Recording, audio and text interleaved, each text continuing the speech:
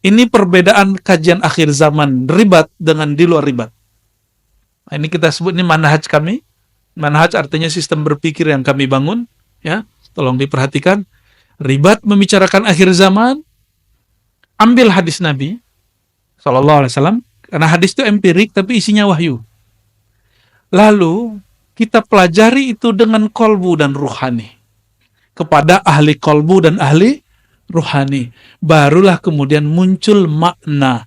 Sebagaimana kitab fikih, hukum tentang sholat, rukun sholat, wajib, tidak wajib, sunnah, bid'ah, tersimpan ilmunya di kolbu ahli fikih, maka ini tersimpan ilmunya di ahli kolbu. Hadis Al-Mahdi. Dan perlu digarisbawahi saudara-saudariku, sebutan Al-Mahdi itu ada sebutannya Al-Mahdi Al-Mubasyar, Al-Mahdi Al-Muntazar. Apa sebutannya? Al-Mahdi menyebut Al-Mahdi Al-Muntazar itu disebut oleh ulama Ahlu Sunnah dan juga disebut oleh ulama Syiah. Disebut oleh ulama Ahlu Sunnah dan juga disebut oleh ulama Syiah. Apa arti Muntazar? Mahdi Muntazar, apa artinya? Imam Mahdi yang ditunggu-tunggu.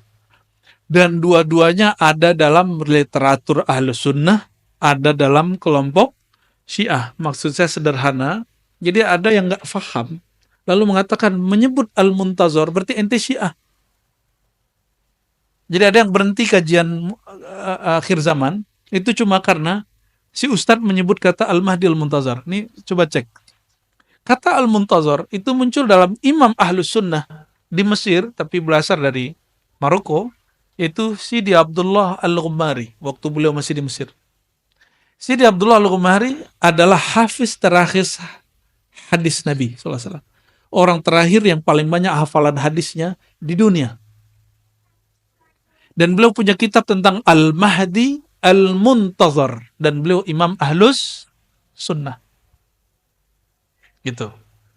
Tapi kita beda dengan orang Syiah. Syiah itu Mahdi, imam yang ke-12. Keturunan Rasulullah SAW yang ke-12. Kita enggak.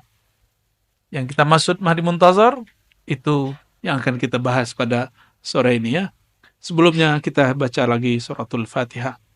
Untuk Imam Abu Daud dan guru-guru kita yang menjazahkan saya kitab ini. Abuya Syekh Sya'rani Al-Martapuri Al-Makki ya. Dan beberapa guru-guru yang lain yang masih hidup. Dari Syekh Yasin, dari Umar Hamdan, dari sanadnya yang bersambung kepada Imam Al-Hafiz Abu Daud As-Sijistani. Al-Fatihah. A'udzubillahi minasyaitonir rajim.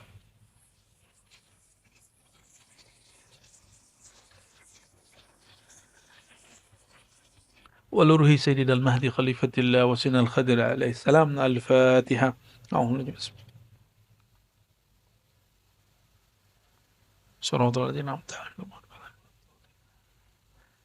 Ya, setelah muqaddimah tadi, nahmadullah wa nusalli wa sallim ala habibihil karim. Amma ba'du.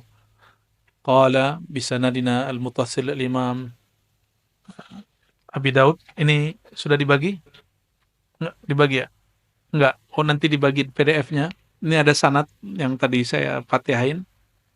Guru kami orang terakhir yang khidmat dan lama khidmat kepada Syekh Yasin Al-Fadani, orang kita yang ahli hadis di Mekah. Yang terakhir khidmat itu orang Banjar, lama di Mekah. Dan Syekh Yasin ini guru, bukan hanya guru Nusantara, tapi guru di dunia, maka disebut musninud dunya. Kita ketemu ulama Mesir, disebut Syekh Yasin. Orang Al-Azhar berbangga mengatakan saya murid Syekh Yasin. Ketemu orang India, guru saya ahli hadis, dan mengatakan kami murid Syekh Yasin. Ketemu juga orang Maroko, dia mengatakan oh Syekhuna Syekh Yasin. Yang lucunya di Mesir, teman saya di Al-Azhar itu kasih tahu dosennya, kampungnya Syekh Yasin dekat kampung saya. Kata enti tolol katanya. Ya, mana ada kampung enti namanya Padang katanya. Lah, saya anak Fadani Syekh. Akhirnya ya maklum, orang Mesir kan nggak semua juga alim geografi. Dia nggak tahu kalau Syekh Yasin itu orang Sumatera Barat. Ya. Tapi alhamdulillah ya, kita bersyukur. Dan paling unik, saya mengenal nama Syekh Yasin Al-Fadani bukan dari orang Sumatera Barat. Saya mengenalnya dari orang Arab dan orang Jawa, Madura, Banjar, Betawi, Palembang, India. Jadi kenalnya bukan dari orang kampung saya. Kenalnya dari mereka. Dan salah satu sanad kitab yang kita riwayatkan adalah kitab Sunan Abi Daud. Ini kitab 4 tahun kami pelajari di Ma'had ya. Dan ada 9 hadis yang pendek tapi memuat tentang kisi-kisi Imam Mahdi. Inilah dia ya. Sama halamannya di situ? Sama ya?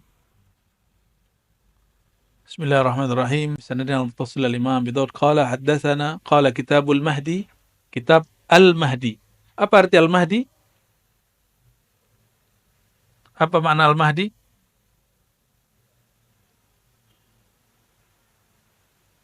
Al-Mahdi.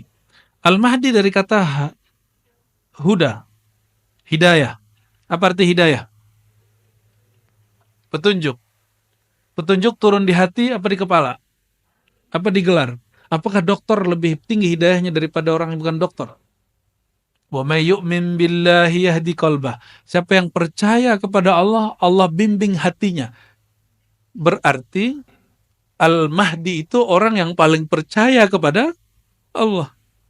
Itu rumusnya. Surat At-Taghabun, silakan lihat di rumah ya. Maka Al-Mahdi, jadi ada hada yahdi huda, fahuwa hadi wa dzaka mahdi ya. Ada hadi, kalau hadi yang memberi petunjuk. Kalau Mahdi yang diberi petunjuk. Huda berarti tuntunan. Maka Al-Mahdi berarti yang dituntun. Yang dituntun tadi siapa? Mana yang dituntun? Kolbu, ruhnya. Ruhaninya langsung dituntun oleh Allah Subhanahu wa Ta'ala. Ya. Jadi kalau ditanya, ini sudah langsung terjawab, ini harus sudah khatam ini kajiannya, ya. Siapakah Al-Mahdi? Orang yang paling beriman kepada Allah dan orang yang paling tertuntun kolbunya. Masalahnya yang tertuntun kolbunya, ruhnya, ruh tampak atau tidak? Ini masalahnya. Karena ar-ruh itu tidak tampak, maka dia bisa berkamuflase. Jika syaitan dapat menyerupai manusia, menyerupai orang taat, masalahnya nanti orang yang dapat mutiara di kolbunya, dia nyamar jadi syaitan. Itu masalahnya. Nggak ada namanya Al-Mahdi itu, ember itu nggak ada. Kayak yang di Pakistan itu nggak ada. Ya, ngaku sekian ribu kali ketemu Allah, mimpi doang ngaku. Ya, kalau mimpi mah kita tiap hari ketemu Allah 5 kali minimal, jaga. Ya, lebih keren ketemu Allah jaga atau ketemu Allah mimpi. Ya, jadi ada anak Timur Tengah baru tamat dari Al-Azhar, dia bilang, menurut ente ini Imam Mahdi bukan? Karena menurut ente dia Imam Mahdi. Loh, alasannya apa? Dia ketemu Allah udah sekian ribu kali, ketemu Rasulullah sekian ribu kali, mimpi. Saya candain, saya nggak pakai pengalaman batin. Ini pakai akal aja. Jadi debat sama begitu nggak usah pakai saya melihat dalam hati, nggak perlu. Cukup mengatakan begini, bro, ente kalau ada orang ketemu Allah dalam keadaan jaga, dan itu setiap hari, mana yang lebih tinggi makomnya daripada orang yang kamu sebut di Pakistan itu Al-Mahdi karena dia ribuan kali mimpi ketemu Allah. Yang pertama dong. Saya canda, bro, samping ente. Samping yang mana nih? Saya bilang gitu. Loh, ente maksudnya gimana? Kamu orang Indonesia, nggak mungkin kamu punya begitu. Saya kasih kemudian satu ayat. Wasta'inu bis-sabri was-salah wa innaha lakabiratun illa 'alal khashi'in alladhina yazunnuna annahum mulaqu rabbihim wa annahum ilaihi raji'un. Surat Al-Baqarah. Ya, ayat berapa tuh? 45 ya? 45 ya? Orang-orang yang khusyuk itu, orang-orang yang yazunnuna annahum mulaqu rabbihim, orang yang yakin dia bertemu Allah. Ya, Yazunnuna, mereka yakin, merasakan, mempersepsikan, annahum, bahwasannya mereka mulaqu liqa, jumpa, rabbihim, Tuhannya. Siapa nama Tuhan mereka? Allah. Jadi orang yang disebut khusyuk, siapa yang disebut khusyuk? Kita kalau sholat merasa jumpa dengan Allah, nggak mesti mimpi. Minimal, jadi saya bilang, aneh, minimal 5 kali, 5 time setiap hari. Jumpa dengan yang dimimpin sama Imam ente yang di Pakistan itu. Tapi akullak lastu bil Mahdi. Saya bukan Imam Mahdi. Jika yang ketemu jaga gak Mahdi, masa yang ketemu mimpi Mahdi? Logika-logika akliyah sederhana itu bisa mematahkan orang. Dan itu perlu ya ke apa ya, agak nakal dikit sih. Jangan, harus agak berani dikit. Agak nyeleneh-nyeleneh dikit kalau begituan. Ya, jahil dikit. Jadi nggak boleh kemudian nggak enak gitu, nggak bisa. Nah, itu tips kalau lagi bercanda, tapi candanya bisa merubah orang. Apa kata dia? Tolong selamatkan saudara-saudara saya yang sudah keliru mengatakan yang di Pakistan itu Imam Mahdi. Dia langsung salaman sama saya. Itu salaman pencobaitan baiat sekaligus. Ya, itu serius nggak serius tuh ya. Jadi siapa Al-Mahdi? Orang yang dituntun ruhaninya, kolbunya oleh Allah Subhanahu wa ta'ala. Oleh karenanya, ahli hadis mentok pada riwayat yang 9 ini, lalu dikumpulkan oleh Imam Suyuti menjadi beberapa puluh dalam risalah tentang Imam Al-Mahdi. Makanya di daurah hadis ini, yang kajian hadis benar-benar cuma yang ini. Selebihnya adalah pelengkap kajian syarah Mahdi. Karena mensyarah Al-Mahdi itu mirip dengan cara memahami Sayyidina Musa mesti melalui Nabi Khidir. Oleh karena itu nanti ada satu bagian khusus di sini tentang Sayyidi Al-Khadir, mengetahui tentang hakikat Nabi Khidir ya, di modul yang keberapa ini ya. Di sini ada tentang Nabi Khidir ya. Jadi ini bukan kita lagi ngapa-ngapain, tapi kadang hadis nggak usah banyak-banyak, tapi instrumen penjelasnya harus banyak. Dan aqul lakum, ya saya sampaikan, untuk memahami sir Al-Mahdi mesti belajar ilmunya Nabi Khidir. Ilmu yang Nabi Allah Khidir dulu sharing kepada Sayyidina Musa. Ya. Nanti saya jelaskan ya sampai di mana nanti. Tentang Nabi Allah Khidir nanti yang akan membahas pakar-pakarnya nanti insya Allah ya. Jadi ribat itu gurunya juga berjamaah. Kita tidak sedang membangun satu sosok karena saya bukan Imam Mahdi. Jadi kami mencoba untuk menciptakan suasana berjamaah karena Nabi Muhammad SAW mengatakan alaikum bil jamaah, kalian wajib berjamaah, maka guru pun gak boleh sendiri. Alhamdulillah ada beberapa abuya ya. Nanti silakan nikmati dari mereka dan jangan beda-bedakan. Jangan beda-bedakan. Jadi nanti kalau yang di depan duduk itu Buya Aldomi, maka anggap itu Buya Aldomi bukan Ar-Razi. Ya. Maka terima utuh apa yang Allah berikan dari kolbunya, jangan kemudian bandingkan dengan saya atau dengan Buya Asfi atau dengan Buya Yunal. Nanti jangan jadi juri pulang. Atau pas nanti, sepertinya kalau Buya Razi itu begini, Anda nanti gagal. Nanti nggak bisa menikmati hidangan-hidangan rohani yang lebih banyak. Torikot itu banyak, di ribat itu, Bapak Ibu, kita mengedepankan satu manhaj namanya manhaj al-Muhammadi. Manhaj al-Muhammadi itu boleh juga disebut Torikoh al-Muhammadi.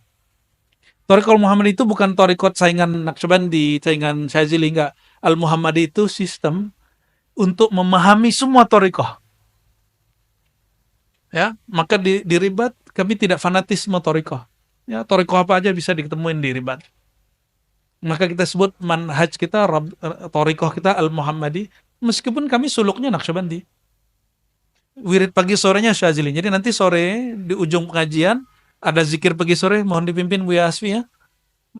Zikir yang diajarkan baginda Nabi Muhammad SAW untuk mengisi pagi sore, dan itu sama dengan bercocok tanam di surga. Jadi subhanallah bihamdi ismul azim gharsun fil jannah, orang yang baca subhanallah dia sama dengan menanam di surga, membangun di surga. Maka nanti jangan keluar. Selesai dulu zikir baru baru keluar. Oke? Insya insya Allah. Kita masuk ke hadis yang pertama. Hadis yang pertama ini hadis yang nomor 4279 di kitab Iman Abu Daud. Beliau meriwayatkan dari Amr bin Utsman. Amr bin Utsman ini bukan orang Ciputat, bukan orang Cinere, bukan Jakarta. Ya, dia orang Homs, ya. Jadi Imam Abu Daud pindah kota dan dulu belum ada kereta, belum ada pesawat. Dia pindah kota untuk mengambil hadis ini. Dari Imam Marwan, Imam Ismail, ini kebanyakan orang Kufah. Dari ayahnya Abu Khalid, ini disebut dengan sanad. Apa sebutan ini? Ini sanad siapa? Silsilah siapa? Imam Abu. Sedangkan dari saya ke beliau sepanjang ini. Dari Imam Abu Daud ke Nabi 1, 2, 3, 4, 5, 6. Jadi jarak beliau dengan Nabi 6 orang. Jarak saya dengan Imam Abu Daud di atas 20 orang. Jadi ini yang disebut sanad. Jadi ini yang dikatakan Imam Ibnu Mubarak, al-isnad minad-din, bersanad, berguru, bersilsilah bagian dari agama. Jadi kita nggak ngaku-ngaku. Hari ini banyak orang buka kajian kitab Sunan Abu Daud, Sahih Bukhari, tapi dia nggak punya sanad. Kita nggak tahu dia gurunya siapa, pemahaman dia ambil dari siapa, apakah dari kolbu pewaris Nabi, apa kolbu pewaris Musailamah al-Kadzdzab. Ya, kita nggak tahu. Semuanya punya pewaris, itu. Maka wajib memperhatikan guru kita siapa, apakah silsilah ilmunya bersambung kepada Nabi Muhammad SAW. Ini bukan untuk menghibur, tapi ini menghiburan. Ya, apa kata guru kami? Kafa lil mar'i ayyakuna ismuhu tahta ismin nabi. Cukup lagi seorang murid nama dia ditulis di bawah nama Nabi. Ya, jadi nanti ada nama Nabi, terus di bawah nama guru ada nama dia. Itu yang disebut silsilah. Ya, nanti coba lihat di situs Ribat Nauraniyah. Kita ada di situ menampilkan bukan gagah-gagahan, tapi sekedar orang karena banyak bertanya, jadi kami tampilkan bagan silsilah tarekat. Dan cara nulis bagan, nama Rasulullah paling tinggi, sallallahu alaihi wasallam, lalu nama kita paling bawah. Jangan dibalik. Tapi kalau nulis narasi, nama kita dulu terus baru nama Rasulullah sallallahu alaihi wasallam. Dan cukup seseorang dapat syafaat jika nama dia terhubung dengan nama baginda Nabi Muhammad sallallahu alaihi wasallam, ya.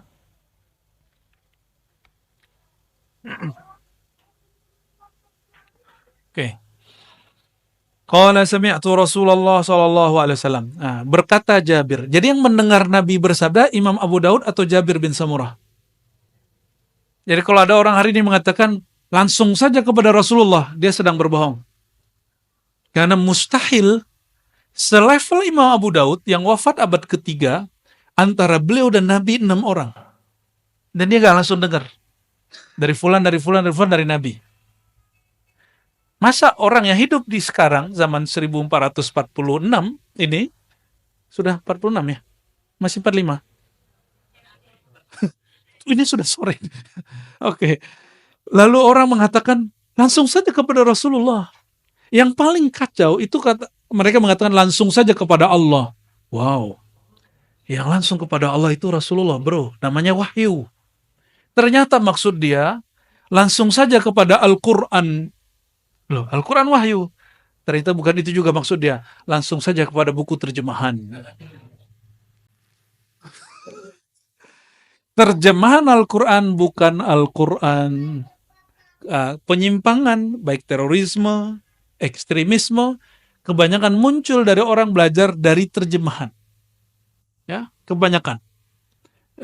Kita juga mendidik santri-santri yang terlibat ideologi-ideologi begitu, dan hasil pengamatan saya, Masya Allah, akal mereka terdoktrin terjemahan ini adalah wahyu Allah, padahal terjemahan itu adalah terjemahan si penerjemah.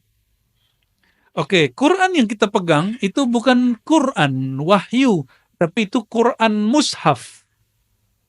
Apa beda Quran wahyu dan Quran mushaf? Kalau wahyu turun ke qalbu Nabi SAW. Kalau mushaf ditulis oleh sahabat Nabi Sayyidina Utsman, maka disebut mushaf Utsmani. Mushaf produk manusia, mushaf Quran dicipta. Kalau Al-Quran tidak dicipta, dia langsung masuk ke dalam ruh. Paham di situ? Oke, maka kalau kita mengatakan langsung saja kepada Allah, itu setara dengan Rasulullah SAW. Langsung saja kepada Pak Nabi, itu setara dengan dua kelompok. Satu ahli sahabat, yang kedua ahli kasyaf. Orang kasyaf itu langsung ke Rasulullah ya. Percaya nggak, Tom? Nabi itu mati nggak? Karena Nabi nggak pernah mati, orang-orang yang ahli rohani, diizinkan Allah rohaninya mengakses rohani Rasulullah SAW. Itu disebut ahlul kasyaf, ahlul rohani. Cuma dua orang itu yang bisa ketemu Nabi. Sahabat Nabi SAW, yang kedua ahlul kasyaf. Hanya dua itu. Mungkin kelompok yang mengatakan langsung saja kepada Rasulullah, dia sahabat Nabi. Jadi kalau ketemu dia, radhiyallahu anka, gitu ya. Atau qaddasallahu sirrahu, karena dia ahli rohani. Nah, jadi kalimat itu tidak pantas dikatakan oleh seseorang umat Nabi Muhammad SAW yang berilmu. Jadi tolong perhatikan, jangan pernah mengatakan langsung saja ke Quran. Enggak. Al-Quran itu karena turun ke kolbu Nabi, bukan kepada kertas. Maka coba taruh Quran di rumah, itu rumahnya nggak jadi sakti loh. Tapi taruh Quran di kolbu, dimanapun kita pergi, Allah berikan kita karamah. Karamatul Quran. Karamatul Quran. Keramatnya Quran. Keramat itu artinya kemurahan Allah yang ada pada Quran. Keberkahan Allah yang ada pada Quran. Jadi mohon ini diganti cara berpikirnya, bahwa Quran yang dimaksud baginda Nabi Muhammad SAW, dzalikal kitabu. Waktu itu sudah ada buku belum? Sudah ada percetakan, apa namanya di Bandung itu? Mizan. Sudah ada Gramet? Belum ada. Maka yang dimaksud zalikal kitabu la raiba fih, itulah Alkitab. Yang dimaksud adalah apa yang diturunkan kepada qalbu Nabi Muhammad sallallahu alaihi wasallam. Ya. Dan itu adalah Rasulullah SAW itu sendiri. Maka Sayyidah Aisyah mengatakan akhlak Nabi adalah Al-Quran. Jadi Nabi itu adalah kitab yang berjalan. Oke, ini yang disebut pemahaman rohani dalam membaca Al-Quran dan Sunnah, dan itu diajarkan baginda Nabi Muhammad SAW. Ya, innal Quran zahran wa batnan. Riwayat Hakim Tirmizi, Quran itu punya makna zahir, punya makna yang dalam. Baik, jadi adabnya kita tidak mengatakan Rasulullah SAW bersabda. Ini adab kalau lagi ngaji. Kalau khutbah lain cerita. Ya, nah, biasanya kalau khutbah kita mengatakan di dalam Sahih Bukhari, di dalam kitab yang sahih, Nabi bersabda. Jangan ngomong Nabi berkata. Wah, kapan dia dengarnya? Ya, hati-hati kalimat begini. Kalimat begitu hanya boleh dikatakan oleh dua kelompok tadi. Ya, makanya saya tidak menolak Ilham Syekh Abdul Qadir Jilani mengatakan Nabi bersabda, al-alam minni wa ana minallah. Alam dariku, aku dari Allah. Di kitab hadis nggak ada. Itu beliau dengar secara rohani. Maka ini disebut ilham, setara dengan ilham. Oke. Yang berkata sami'tu, aku mendengar Rasulullah sallallahu alaihi wasallam. Rasulullah sallallahu alaihi wasallam yaqul, bersabda. Dalam bahasa Arab, qala itu artinya digunakan untuk ungkapan yang berbeda. Kita nyebut berfirman, berkata, bersabda. Indonesia karena pengaruh dari sastra-sastra Sanskerta, di Sanskerta itu ada kelas-kelas kata. Kata umum seumuran, ada yang ke atas, ada yang kepada Tuhan. maka itu mempengaruhi bahasa Indonesia. Orang Indonesia kalau sesama ngomong kata-kata Melayu, begitu sama. Kemudian ada yang disebut dari guru kepada murid, dauh, sabda. Atau dari Sang Maha Guru SAW disebut dari Allah disebut berfirman. Tapi sebenarnya secara ilmu bahasa tidak ada pembedaan. Berfirman, jadi boleh sebenarnya Ustadz Dawami berfirman, itu boleh. Sebenarnya tapi dalam isti'mal lughawi, jadi bahasa itu ada yang wad'i, ada yang urfi, ya, ada yang sesuai kaidah bahasanya, ada yang sesuai dengan tradisi penggunaannya. Nah, bahasa Arab juga seperti itu sebagiannya. Yaqul, berkata boleh, bersabda boleh. La yazalu, senantiasalah hadzal din, agama ini, qaiman, tegap berdiri, berjaya. Hatta yakuna, sampai yakuna alaikum, ada pada kamu, isna asyar khalifah, 12 khalifah. Apa arti khalifah? Khalifah itu pengganti orang sebelumnya. Khalifah tidak pernah diciptakan baginda Nabi Muhammad SAW. Ini perhatikan. Nabi tidak pernah menoskan, mengajarkan, buatlah sistem kekhalifahan. Gak pernah. Cek Quran, cek sunnah, gak ada. Kekhalifahan adalah ijtihad dan ijma ulama sahabat. Ya, jadi orang yang mengatakan Nabi Muhammad SAW tidak bawa rahmat karena tidak buat kekhalifahan, itu kekeliruan dan itu adalah isa'atul adab alaihi. Itu orang yang bersikap kurang adab kepada baginda Nabi Muhammad SAW. Ya, jadi ada yang mengatakan Nabi gak bawa rahmat awal dicipta. Setelah lahir pun gak bawa rahmat. Gak ada rahmat. 40 tahun diangkat Nabi pun belum. Diangkat Rasul pun belum. Pas di Mekah pun belum.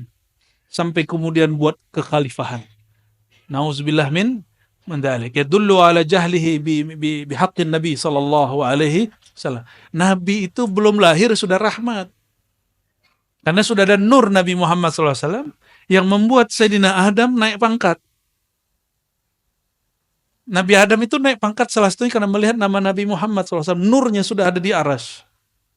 Dan lebih dahulu nur Nabi daripada aras. Lebih mulia nur Nabi atau aras? Lebih mulia Nabi apa aras? Lebih mulia Nabi apa Ka'bah? Ini pertanyaan ini sering kita kasih nih ya. Semoga paham. Ya, jadi kita nggak pernah nyembah Ka'bah, kita nyembah Rabbul. Kita juga nggak pernah nyembah Nabi SAW, apalagi nyembah Nabi Isa, apalagi nyembah mursyid, apalagi nyembah kuburan, nggak masuk itu. Maka tuduhan kepada sufi, mereka ubadul kubur seperti dituduhkan oleh Wahabi, itu tuduhan buhtanun azim, kebohongan yang luar biasa. Dan itu permusuhan yang mungkin sampai kiamat nggak selesai-selesai. Ya, kita nggak pernah nyembah-nyembah kecuali Allah Subhanahu wa Ta'ala. Ya, kekhalifahan, ini perhatikan, tidak pernah dibuat Nabi SAW. Itu adalah hasil kesepakatan sahabat Nabi setelah Nabi SAW wafat. Oleh karenanya, kekhalifahan tidak suci. Yang suci nubuat, kenabian. Apa yang suci? Kalau Nabi suci, tapi khalifah suci? Coba cek. Umar konflik dengan Ali. Pernah dengar? Sayyidina Abu Bakar konflik dengan Fatimah. Fatimah nggak mau sapa Sayyidina Abu Bakar sampai mati. Hadis Sahih Bukhari. Ya, Sayyidina Ali nggak mau membayar Abu Bakar karena menjaga hati Fatimah. Meninggal Sayyidah Fatimah baru dibayar Abu Bakar. Maka terjadi konflik Sayyidina Ali dengan Umar. Itu politik sahabat yang dijamin masuk surga. Apalagi politik Indonesia. Apalagi politik Amerika, ya, politik Saudi, nggak ngaruh. Ya. Semuanya pasti syarat konflik. Maka min tabi'atis siyasah fi ayyi suratin kana khalifatan mulkan au ayu sura fala takunu salimatan minal khilaf. Ya, tidak ada satu sistem pemerintahan, apakah itu kekhalifahan, kerajaan, monarki, demokrasi, kecuali di situ ada konflik. Pasti ada konflik. Jadi jangan putus asa. Orang-orang yang suka ngebom karena dia sudah, aduh, negeri ini udah hancur. Ya. Polisi yang benar dibunuh. Karena ada kan polisi yang mau dia punya menyimpan berita tentang sabu, dimatiin orang. Ya, polisi yang jahat bertahan. Orang kalau mikir begini, wah ini kita harus bunuh polisi semua nih. Ya. Makanya beberapa kali di Indonesia markas polisi dibom, benar nggak? Ya, itu karena pikiran dia pendek. Dia tidak paham bahwa salah satu sunnatullah pada dunia ini adalah kekacauan. Jawaban dari Ibnu Athaillah As-Sakandari. Jadi Ibnu Athaillah kemudian ditanya, kenapa dunia ini banyak masalahnya, banyak konfliknya, kita udah baik juga orang nggak baik sama kita? Apa jawaban beliau? Sesuatu tidak mengeluarkan kecuali yang menjadi sifat di dalamnya. Karena dunia itu sifatnya rusak, busuk, hancur, maka dia hanya menampilkan yang rusak. Oke, kembali ke ini. Jadi 12 kekhalifahan, 12 khalifah, sampai hari ini ulama kita nggak ada yang sepakat tentang makna siapakah 12 khalifah ini, kecuali kelompok Syiah. Bagi kelompok Syiah, 12 imam itu, yang ke-12 adalah Imam Mahdi yang masuk kepada goa lalu menghilang waktu dia masih kecil. Dan itu bukan akidah Ahlus Sun. Jadi bagi mereka, Sayyidina Hussein punya anak, Ali Zainal Abidin punya anak, Muhammad Al-Baqir, Muhammad Ja'far, terus sampai kepada Muhammad bin Askar. Askar ke-11, Muhammad bin Askar yang kedua, Muhammad bin Askar ini menghilang waktu kecil. Cocok dengan hadis ini. Lalu apa kata mereka? Inilah imam yang kita tunggu. Kata siapa? Kelompok Syiah. Ajaran Ahlus Sunnah tidak meyakini 12 imam versi. Kenapa? Banyak dalilnya. Yang pertama, 12, yang 11 itu tidak pernah memimpin suatu pemerintahan pun. Sayyidina Hussein memimpin pemerintahan enggak? Dia wafat dibunuh oleh Yazid dan tentara Yazid, namanya Ibn Ziyad, sebelum berkuasa. Sayyidina Ali Zainal Abidin Jumatan aja enggak boleh. Muhammad Al-Baqir juga sama, Ja'far Shadiq itu juga hampir sama. Sampai kepada keturunannya tadi. Jadi mereka jadi ahlul bait di zaman itu berat. Maka ketika di sini ada zuriat Nabi, Habib ya, Indonesia paling aman tinggal habaib, sampai muncul isu anti nasab Ba'alawi ini ya. Kita nggak ikut-ikutan ya, kita nggak komentar juga. Kalau pernah ada komentar saya sudah tutup ya. Kita nggak mau ikut-ikutan konflik karena itu bagian dari merusak ukhuwah Islamiyah ya. Jika membahas nasab merusak ukhuwah Islamiyah, kita nggak usah bahas. Baik. Lalu siapa yang disebut 12 imam ini? Jadi seakan-akan Imam Abu Daud ingin mengatakan begini, wahai Tuan pembaca, Tuan yang membaca hadis ini, 12 imam itu bukan imam yang dimaksud oleh Syiah. Ya. Masih ingat kisah Bani Israel ketika Sayyidina Musa kemudian membawa 12 perwakilan yang disebut Nuqaba. Ya. Disebut apa? Nuqaba. Maka jika kita merujuk ke sana, Nuqaba ini bisa berarti hidup di zaman yang sama. Bisa juga tidak. Nah, tapi poin paling penting dari kata ini, hadis ini adalah seakan-akan Imam Abu Daud ingin mengatakan bukan 12 imam versi Syiah itu. Oke? Ini penjelasannya masih agak panjang, tapi kita cut aja ya. Sudah asar belum? Belum? Belum mau atau 1 menit lagi? Oh, bentar lagi berarti.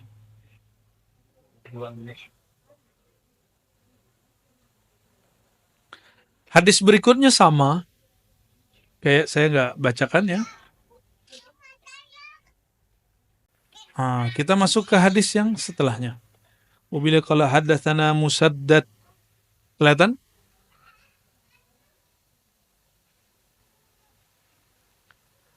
Disampaikan oleh guru kami Musaddad. Musaddad ini namanya lucu, Musaddad bin Musarhad.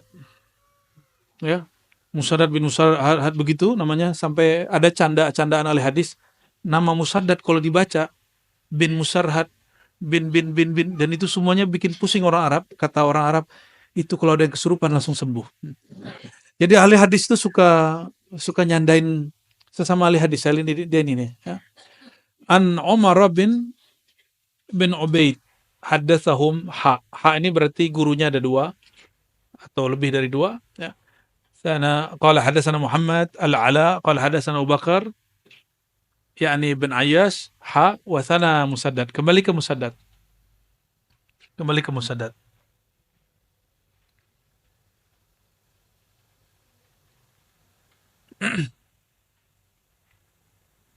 Allahumma shalli ala sayyidina.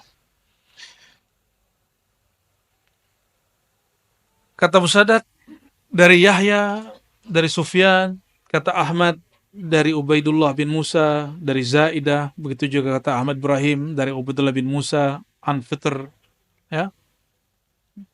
Ubaidullah bin Musa ini dituduh Syiah oleh imam seperti Yahya bin Ma'in, tapi oleh Imam Ahmad dianggap oleh Imam Bukhari dianggap thiqah, ya. Kita nggak akan membahas itu, tapi bahwa ada orang yang tertuduh Syiah di sini satu dua ada, ya. Kulluhum an Asim an Zir an Abdullah an Nabi sallallahu alaihi wasallam, dari Abdullah bin Mas'ud. Ini maksudnya Abdullah di sini adalah Abdullah bin Mas'ud. Qala, nah perhatikan ini hadis Al-Mahdi yang paling penting untuk bab limit waktu. Lau lam yabqa, seandainya tidak tersisa,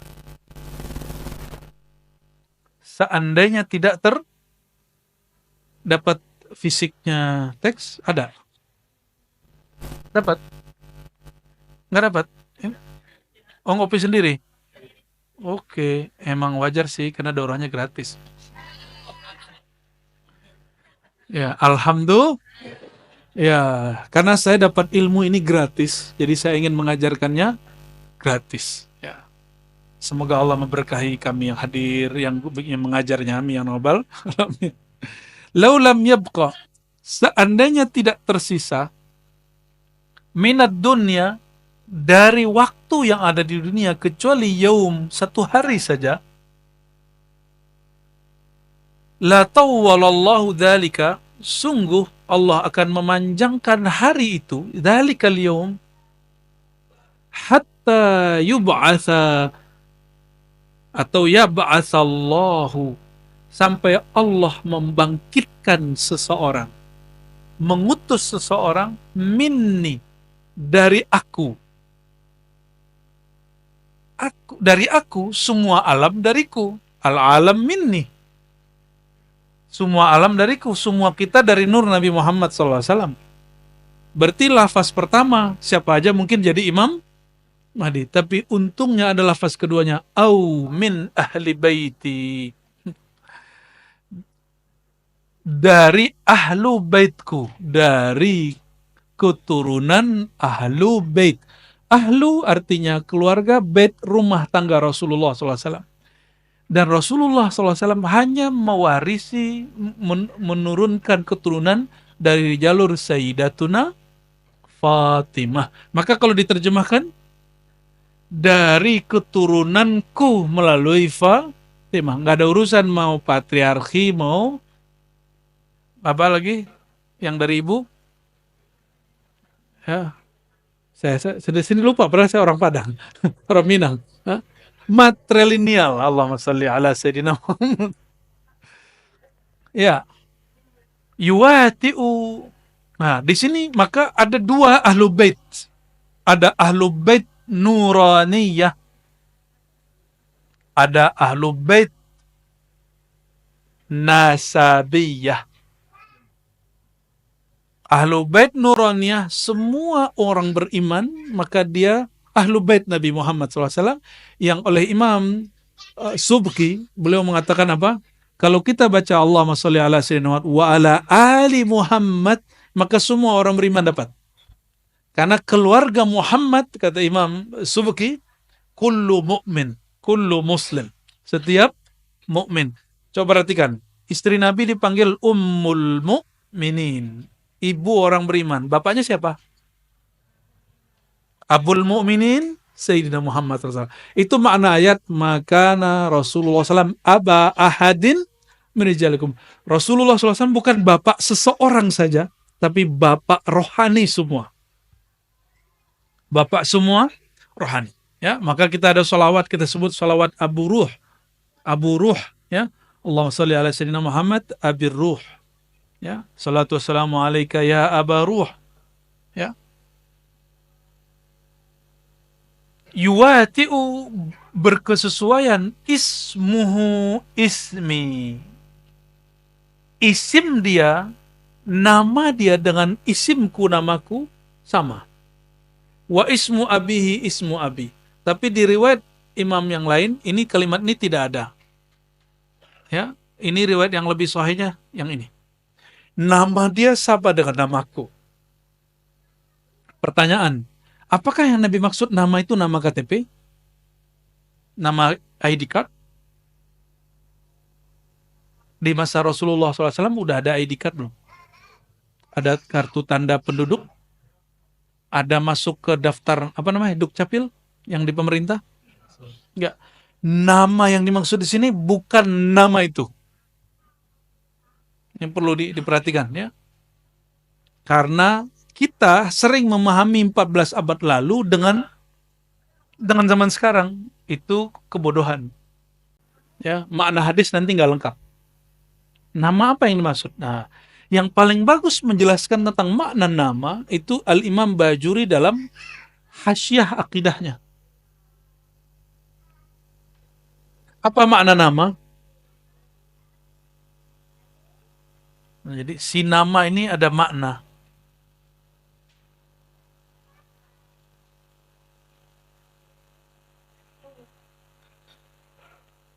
Ismi, namaku. Dari kata ism. Bismillah, dengan nama Allah. Ism dalam bahasa Arab itu ada dari kata sumu. Sumu artinya luhur, tinggi, ulu. Maka langit disebut sama satu akar kata. Satu akar kata. Orang Arab begitu kayanya mereka dalam berbahasa Arab. Maka sumu disebut uluwud darajah wa ma'rifah. Ketinggian derajat dan ketinggian ma'rifat, pengetahuan.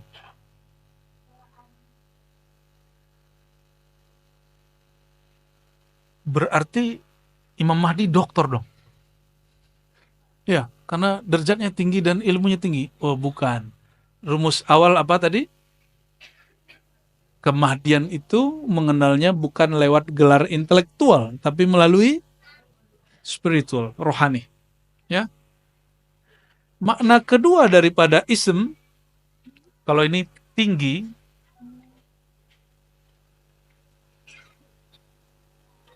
yang kedua makna daripada ism adalah alam. Ya.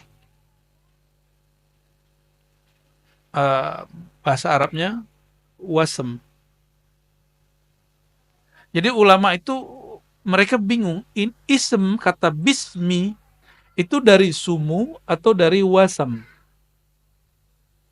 Apa makna wasam? Ada di bahasa lokal nggak wasam? Asam adanya. Wasam berarti alam. Apa arti alam? Tanda. Apa arti alam? Tanda.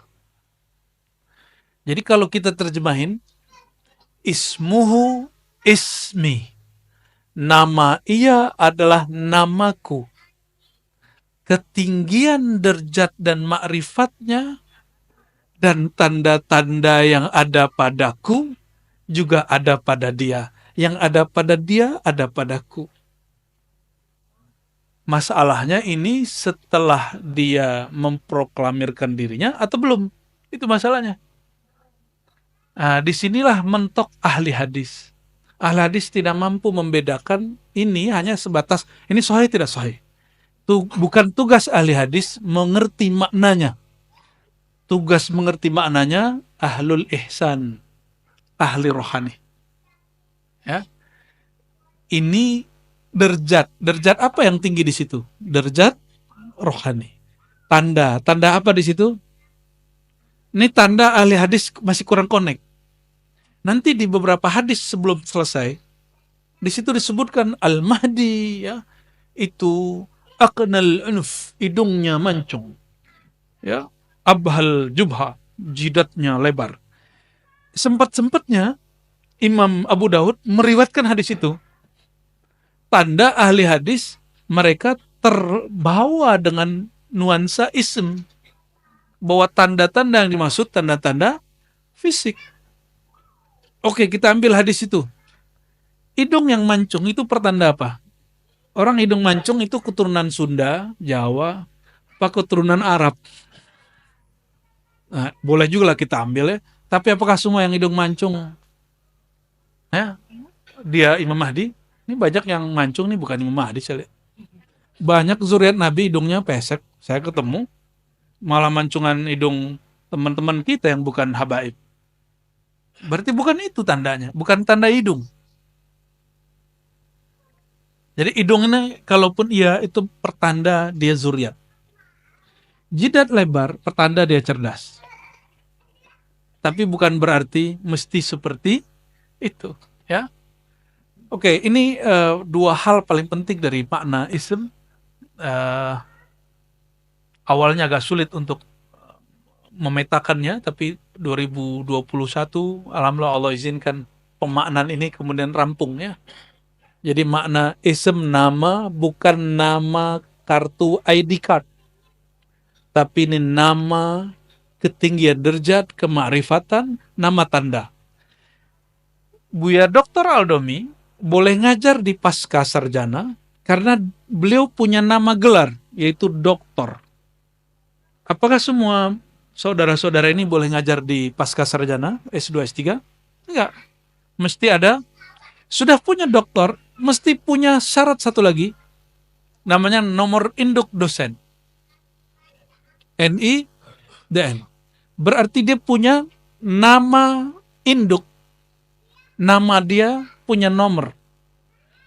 Jika di alam nyata ini ada kenyataan realita begitu, maka ini adalah pertanda bahwa di akhir zaman ada lebih dari satu nama. Maka kita ada kitab, di situ disebutkan 2000 nama Nabi SAW kurang 5. 2000 kurang 5. Nama Nabi Muhammad Sallallahu Alaihi Wasallam. Semakin kenal nama Nabi Muhammad SAW, semakin kenal beliau. Ini baru ilmu nama yang diajarkan ke Sayyidina Adam. Wa 'allama Adam al-asma'a kullaha.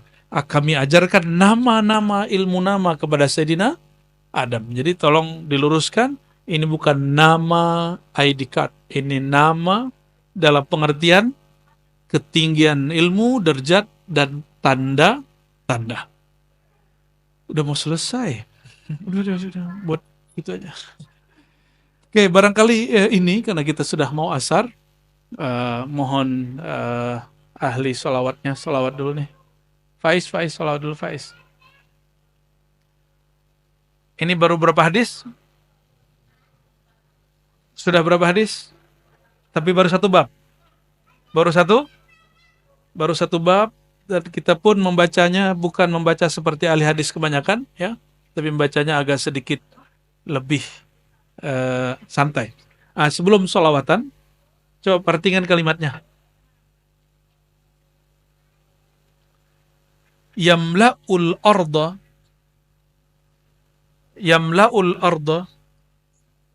Al-Mahdi itu akan memenuhi bumi dengan qistan wa adlan, keadilan. Kama, ini menjadi limit kemunculan Al-Mahdi. Jadi kalau orang bertanya, kapan muncul Al-Mahdi? Kita nggak berani memberikan tanggal, kecuali itu perkiraan. Jadi kalaupun ada penanggalan, itu hanya perkiraan.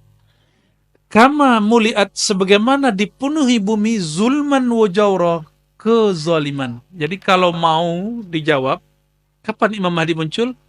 Apabila kezaliman memuncak di semua tempat. Sekarang kan belum zalim-zalim amat lah. Ya. Masih bisa makan tuh? Masih boleh makan? Masih bisa tidur beberapa jam setiap hari? Masih dapat hak hari-harian? Masih. Berarti ini belum. Ya, tapi tenang dulu, kan ini zaman bisa berubah. Kezaliman yang paling dahsyat selama sepanjang tahun ini, sepanjang abad ini, itulah kemarin pandemi. Kita nggak tahu ke depannya apa lagi. Jadi kezaliman yang dimaksud di sini bukan kezaliman politik lokal. Tolong digarisbawahi. Bukan kezaliman politik lokal. Kalimatnya coba perhatikan. Sang Mahdi akan memenuhi bumi. Ini kalimatnya pakai bumi. Akan memenuhi bumi sebagaimana bumi dipenuhi. Berarti ini yang disebut orang global, tapi saya nggak suka istilah itu. Apa istilahnya? Uh, Pemerintahan global gitu. Saya nggak suka istilah itu. Kita gunakan istilah baginda Nabi Muhammad SAW. Apabila bumi telah dipenuhi, seluruh bumi dipenuhi oleh kezaliman. Dan kezaliman yang paling parah itu nanti ketika Dajjal 3 tahun berturut-turut menyebar virus dan krisis di muka bumi. Maka nanti tidak ada hujan, orang kelaparan di mana-mana. Jadi itu kezaliman global kalau boleh disebut. Bukan kezaliman Soeharto, SBY dan Jokowi, bukan ya. Ini masih gagal fokus ini. Hadis-hadisnya dibawain ke bab politik. Kalau di Malaysia kezaliman Anwar Ibrahim gitu enggak ada urusan. Ini enggak ada urusan begitu. Kezaliman Salman, Raja Salman dan MBS, Muhammad bin Salman, ya salam ya akhi, bukan itu. Ini kezaliman munculnya dari orang yang paling zalim, yaitu Dajjal. Bukan kezaliman politik lokal. Ini kalau orang nggak ngerti bab kolbu, dia akan maksain, enggak, ini zamannya nih. Ya, maka sekarang di Indonesia sudah banyak Dajjal. Kalau begitu bentar lagi Imam Mahdi keluar juga dong. Ya, gampang bener. Ya, seharusnya dari kemarin tuh 2020 seharusnya keluar udah. Ya. Oke. Ini kalimat paling penting di hadis ini. La tazhab aw la tanqadi dunya hatta yamlikal arab rajulun min ahli baiti wa. Artinya sama berdasarkan hadis ini, dan hadis ini hasan. Ya, hadis ini apa? Jadi ada sahih, hasan, dhaif, dan dia di tengah-tengah. Dia di tengah-tengah. Oke, saya tanya lagi. Ini kezaliman lokal, nasional, atau global? Maka pelaku kezalimannya itu politik partisan atau politik global. Global. Ya, jadi jangan terjebak dan dimainkan perasaannya oleh perbedaan antara partai politik yang ada di dalam negeri. Paham? Jadi kita nggak usah kemudian tengkar sama partai yang beda-beda. Udah biarin aja. Jalan. Ini nikmat dari Allah Subhanahu wa Ta'ala.